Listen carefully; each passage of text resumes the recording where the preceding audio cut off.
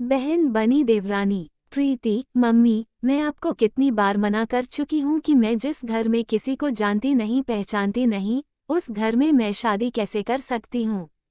मैं तो ससुराल में बिल्कुल अकेली पड़ जाऊंगी। उद्धरण चिन्ह। माँ, पर प्रीति बिटिया, एक न एक दिन तो हर लड़की को अपने ससुराल जाना ही पड़ता है और ये तो हर लड़की के साथ होता है। ससुराल में जाकर एक दूसरे को पहचानना, सबके दिलों में जगह बनाना, सबसे प्यार बांटना, यही तो रीत है।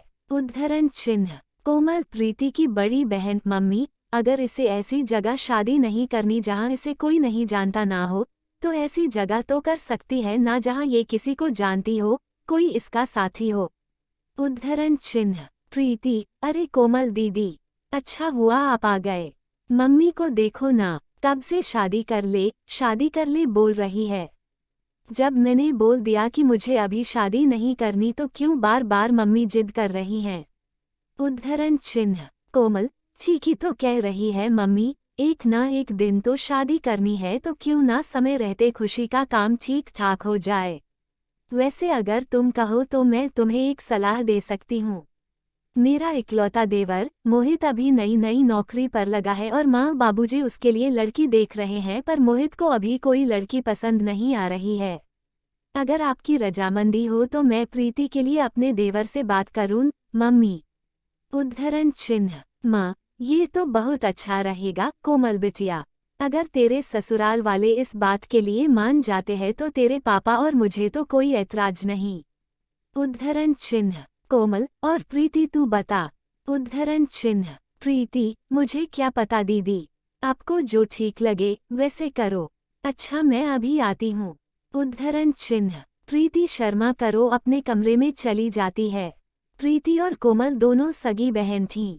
कोमल की शादी शहर के एक बड़े ऊंचे घराने में हुई थी। कोमल प्रीति की शादी की बात अपने देवर से करती है। सब लोग इस रिश्ते के लिए मान जाते हैं क्योंकि प्रीति के स्वभाव को सब जानते थे। सबकी रजामंदी से खुशी खुशी रिश्ता तय हो जाता है और प्रीति और मोहित की शादी हो जाती है। प्रीति नई नवेली दुल्हन बनी नए नए सपने संजोए अपने ससुराल आती है। सब कुछ बहुत अच्छे से चल रहा था। दोनों बहनें मिलकर खुशी खुशी घर का काम निपटाती। घर का माहौल बहुत ही शांतिपूर्ण था। पर कहते हैं ना, जहाँ चार बर्तन होते हैं वो कभी ना कभी बज ही जाते हैं। कोमल की सास प्रीति के स्वभाव से बहुत खुश थी। एक दिन सास का एकादशी का व्रत था। कोमल थोड़ी देर से सोकर उठी, इसलिए प्रीति ने सास के लिए फलाहार की कई सारी चीजें बना डाली। ये देखकर सास बहुत खुश हुई। सास, प्रीति बहू, मैं तो धन्य हो गई जो तुम जैसी बहू ऊपर वाले ने मुझे दी। मेरी दोनों बहुएं लाखों में एक है। वैसे तुमने तो फलाहार कितनी सारी चीजें बना डाली, मेरा तो पेट अच्छे से भर गया। उद्धरण चिन्ह। प्रीति, माँ जी, आपको फलाहार पसंद आया, यह मेरे लिए बहुत खुशी की बात है। उद्धरण चिन्ह। अपनी सास की प्रशंसा की हकदार पहले अकेली कोमल हुआ करती थी, पर अब सास का प्यार बंट गया था। प्रीति की तारीफ सुनकर कोमल को अपनी बहन से थोड़ी ईर्ष्या होने लगी, इसलिए उसके व्यवहार में बदलाव आने लगा। प्रीति, कोमल दीदी, देखना, मैं कढ़ी बना रही थी, पकौड़ों के लिए इतना बेसन काफी रहेगा ना। उद्धरण चिन्ह। कोमल, देखो प्रीति, अब तुम मेरी छोटी बहन नहीं हो, तुम मेरी देवरानी हो, इसलिए घर की जिम्मेदारियां सीख जाओ। अब हर समय मैं तुम्हें थोड़े ही बताती रहूंगी कि क्या सही है और क्या गलत है। खुद भी तो बनाना सीखो, और वैसे भी मुझे बहुत सारे काम है। उद्धरण चिन्ह। आज से पहले कोमल ने प्रीति से कभी ऐसे बात नहीं की थी, पर प्रीति इस बात पर ध्यान नहीं देती। अब तो कोमल अक्सर प्रीति को नीचा दिखाने की भी कोई कसर नहीं छोड़ती थी। एक दिन प्रीति ने गलती से दाल में देसी घी के तड़के की जगह तेल का तड़का लगा दिया, जिस पर कोमल उसे टोकने लगी। कोमल, प्रीति, तुम्हें पता है ना कि माँ जी को देसी घी के तड़के वाली दाल पसंद है, फिर तुमने तेल का तड़का क्यों लगा दिया। उद्धरण चिन्ह। प्रीति, दीदी, वो देसी घी मुझे मिल ही नहीं रहा था, मैंने पूरी रसोई में देखा, इसलिए मैंने तेल का तड़का लगा दिया। उद्धरण चिन्ह। कोमल, 6 महीने तुम्हारी शादी को हो गए हैं, कब तक मैं ही रसोई के सामान की देखभाल करती रहूंगी। तुम्हें भी तो देखना चाहिए। देसी घी हमेशा भंडार घर में रखा होता है, एक बार वहां जाकर देख लेती, कम से कम ये गलती तो नहीं होती। एक बात कान खोलकर सुन लो, यहाँ तुम मेरी बहन नहीं देवरानी हो। कभी ये सोचो कि दीदी दीदी करके तुम मेरी मदद लेकर घर में सबकी तरफदारी बटोरती रहोगी और मैं चुपचाप देखती रहूंगी। उद्धरण चिन्ह। सास, कोई बात नहीं कोमल बहू, इस पर इतना गुस्सा होने वाली क्या बात है। कभी कभी देसी घी ना हो तो तेल के तड़के वाली दाल खाने में मुझे कोई परेशानी नहीं है, और वैसे भी तेल के तड़के में भी दाल बड़ी स्वादिष्ट लग रही है। मुझे प्रीति ने ऊपर से सफ़ेद मक्खन डालकर दिया था, और मखनी दाल तो मक्खन डालकर वैसे ही बहुत स्वादिष्ट हो जाती है।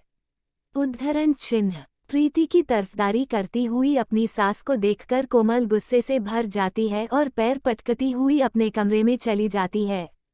कोमल ने प्रीति से बात करना भी बंद कर दिया था, इस वजह से प्रीति का मन बहुत परेशान रहता था। कोमल की आंखों पर तो जलन की पट्टी बंधी हुई थी। एक दिन, सास, क्या हुआ कोमल, तबीयत तो ठीक है, आज सुबह से ही सो रही हो। अरे, तुम्हें तो बहुत तेज बुखार है।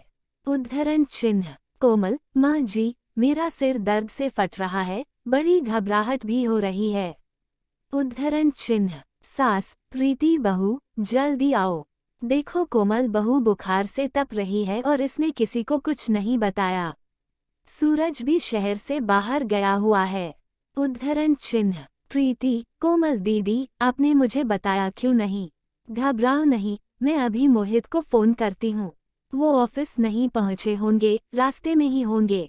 उद्धरण चिन्ह। प्रीति, हेलो मोहित, आप तुरंत घर आ जाओ, दीदी की तबीयत ठीक नहीं है, वो बुखार से तप रही है, मुझे तो बहुत घबराहट हो रही है। उद्धरण चिन्ह। मोहित प्रीति का पति, घबराओ नहीं प्रीति, मैं अभी आता हूँ, चिंता मत करो। उद्धरण चिन्ह। प्रीति दीदी दीदी करके रोना शुरू कर देती है। इतनी देर में मोहित घर आ जाता है। वो लोग कोमल को लेकर अस्पताल पहुँचते हैं। कोमल का बुखार सिर पर चढ़ गया था। प्रीति अपने मम्मी पापा को भी फोन कर देती है। वो लोग भी अस्पताल पहुंचते हैं। प्रीति रो रोकर डॉक्टर से अपनी दीदी को ठीक करने की बात कह रही थी। प्रीति रोते हुए, डॉक्टर साहब, मेरी दीदी ठीक हो जाएगी ना, प्लीज आप उनका अच्छे से इलाज कीजिए, मेरी दीदी को ठीक कर दीजिए डॉक्टर। एक हफ्ते बाद कोमल की तबीयत में सुधार आता है और उसे हॉस्पिटल से छुट्टी मिल जाती है। प्रीति ने कोमल की अस्पताल में भी बहुत सेवा की और घर आने के बाद भी उसका बहुत ध्यान रखा। प्रीति अकेले ही घर का सारा काम निपटाती और साथ ही साथ कोमल की भी बहुत देखभाल करती थी। प्रीति की देखभाल से कोमल बहुत जल्दी ठीक हो गई। कोमल भी अपनी बहन प्रीति के सेवा भाव को देख रही थी। कोमल को अपनी गलती का एहसास कराने के लिए एक दिन उसकी सास बोली, सास, प्रीति ने तुम्हारी कितनी सेवा की है बहू, भगवान ऐसी देवरानी सबको दे। उद्धरण चिन्ह। अपनी सास के मुंह से ये शब्द सुनकर कोमल की आंखें भर आईं। तभी प्रीति बोली, प्रीति, देवरानी नहीं बहन हूँ माँ जी। बहनों में तो ऐसे मनमुटाव चलते ही रहते हैं। जब हम छोटे थे तब भी तो हम झगड़ा करते थे, तब क्या हमारा रिश्ता खत्म हो गया। उद्धरण चिन्ह। प्रीति और कोमल दीदी, अगर आपको लगता है थोड़ी बहुत लड़ाई झगड़े से हमारा रिश्ता खत्म हो जाएगा तो आप गलत हैं। मैं आज भी आपकी बहन हूँ, मैं कल भी आपकी बहन थी और आगे भी मैं आपकी बहन ही रहूंगी। देवरानी मुझे कभी मत समझना और ना कभी बोलना। उद्धरण चिन्ह। कोमल, प्रीति, मेरी प्यारी बहन। उद्धरण चिन्ह। प्रीति और कोमल एक दूसरे के गले लग जाती है। सास की आंखें भी खुशी के आंसुओं से भर जाती है। अब दो देवरानी जेठानी नहीं बल्कि दो बहनों का मिलन हुआ था।